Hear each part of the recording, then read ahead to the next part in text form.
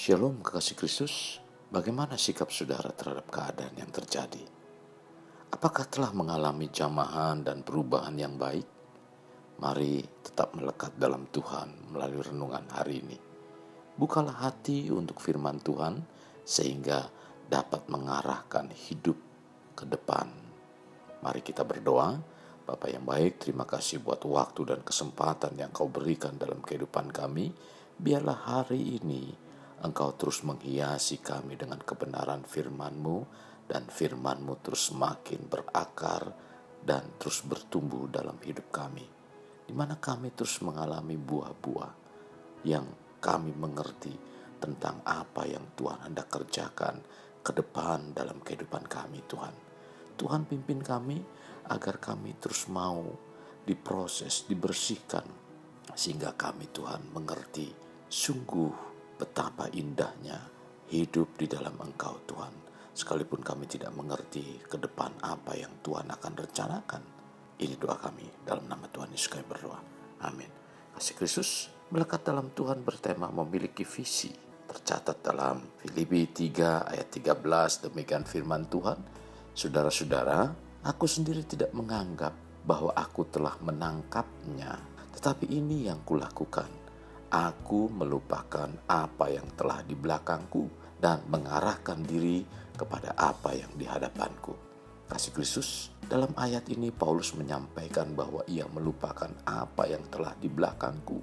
Maksud yang dilupakan Rasul Paulus adalah hal-hal yang sangat membanggakan dalam pandangan manusia, yakni identitas kebangsaan sebagai orang Yahudi asli, status rohani sebagai orang Farisi yang secara fanatik membela kedaulatan hukum Taurat, dan praktik keagamaan yang tidak bercacat menurut hukum Taurat, tercatat dalam Filipi 3 ayat 4 sampai dengan 6. Namun semua kebanggaan itu kini menjadi tidak bernilai, bahkan dianggap sebagai kerugian dan sampah. Dalam bahasa aslinya diartikan kotoran. Mengapa demikian?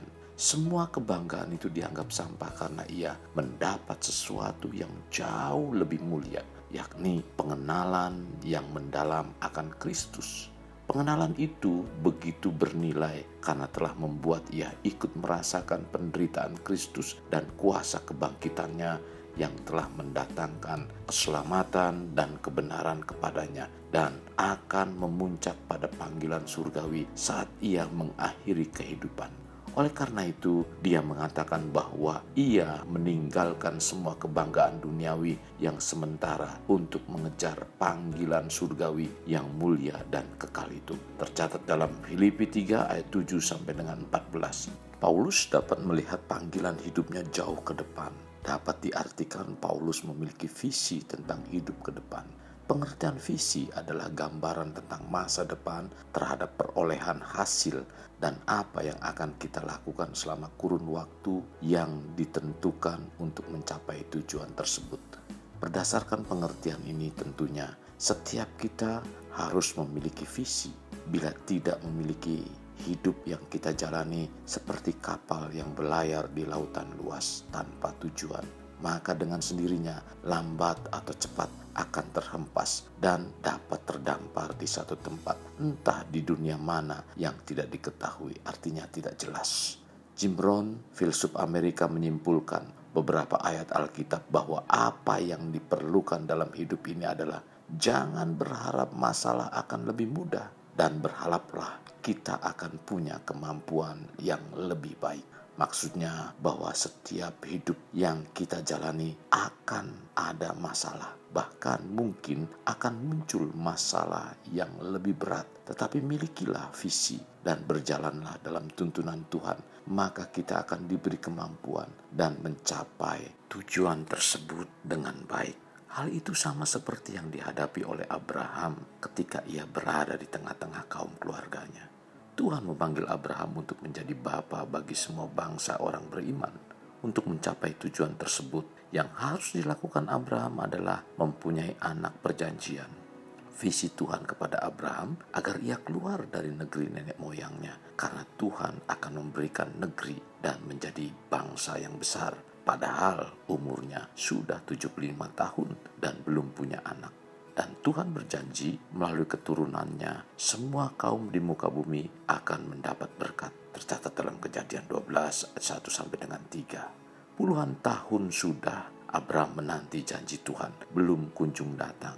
Lalu ia menggunakan dengan kekuatannya sendiri, yaitu mengambil Hagar menjadi istrinya dan mempunyai anak yaitu Ismail.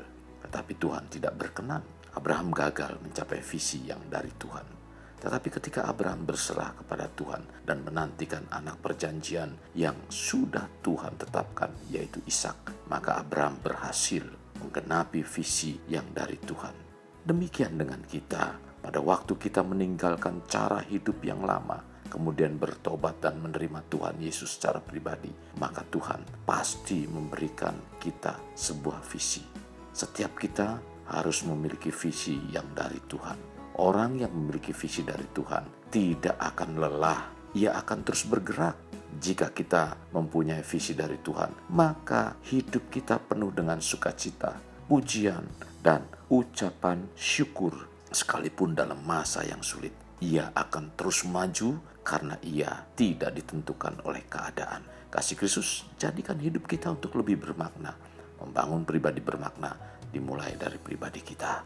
Kita berdoa, Bapa Surgawi, terima kasih buat firman hari ini yang telah meneguhkan kami Tuhan, di mana firman-Mu membawa kehidupan kami untuk lebih mengerti tentang hari depan Tuhan, di mana kami harus semakin kuat di dalam Engkau. Karena kami percaya Tuhan, ketika kami berharap di dalam kebenaran firman-Mu, firman-Mu menjadi kenyataan dalam kehidupan kami. Tuhan pimpin kami untuk kami tetap memiliki visi ke depan Tuhan. Ini doa kami dalam nama Tuhan Yesus kami berdoa. Amin. Kasih Kristus, mari kita akhiri dengan mengedahkan kedua tangan kita. Terimalah anugerah berkat dari Allah Bapa, kasih sayang daripada Yesus Kristus, dan persekutuan dengan Roh Kudus yang memberikan berkat secara rohani, berkat secara jasmani, dan berkat secara ekonomi. Di mana berkat Abraham, berkat Ishak, berkat Yakub dicurahkan dan dilimpahkan dari saat sekarang sampai Maranatha tiba, dalam nama Tuhan Yesus. Amin. Sampai jumpa di renungan berikutnya. Tuhan Yesus memberkati. Jangan lupa like dan subscribe.